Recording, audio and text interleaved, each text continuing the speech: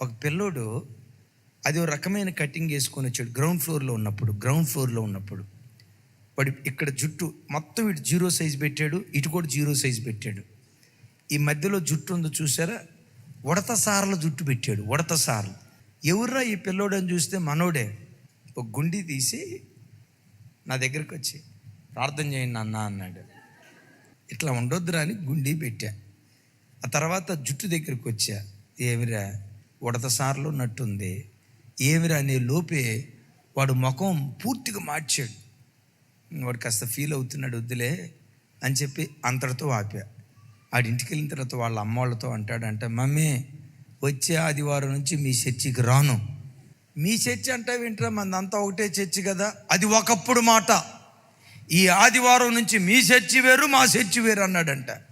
ఎందుకని అంత పెద్ద మాట అన్నావంటే ఆడన్నాడంట, అసలు అయ్యగారికి నా గుండె జోలు ఎందుకు, నా జుట్టు జోలు ఎందుకు, గుండీలు పైదాకా పెట్టుకోవాలని బైబిల్లో ఎక్కడైనా రాసిందా? రెఫరెన్స్ చూపించమా. వాళ్ళ మమ్మీ కూర్చోబెట్టి, ఒరే మనకిచ్చిన కాపరి మందిరానికి వచ్చే బిడ్డలు గుండీలు ఎట్లా ఉన్నాయి, గుండీల మీద కూడా శ్రద్ధ పెట్టేవాడురా, బాధ్యత కలిగిన కాపరిరా.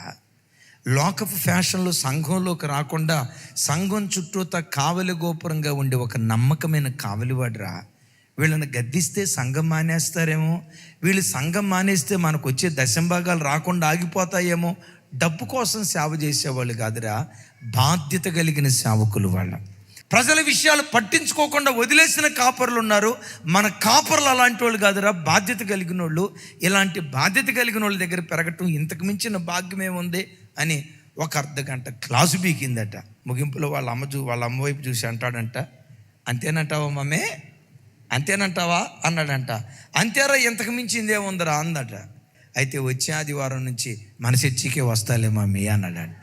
తర్వాత ఆదివారం అద్భుతం, వాడు వచ్చాడు చర్చికి వచ్చాడు. ఈసారి ఫుల్గా గుండీలు పెట్టుకున్నాడు. ఇక్కడ దాకా గుండీలు పెట్టుకున్నాడు, కానీ ఫుల్గా బోడిగుండు చేసుకున్నాడు.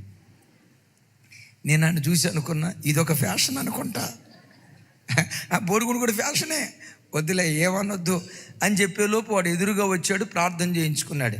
ప్రార్థన చేసేటప్పుడు వాడు తల మీద చేయి పెడతాం కదా, బోడిగుండు మీద చేయి పెట్టా.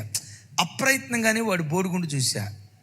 అన్న వైపు చూసి, అన్నా ఇది ఫ్యాషన్ కాదన్నా, అది పోవాలంటే ఇది ఒక్కటే మార్గం అన్నా అన్నాడు.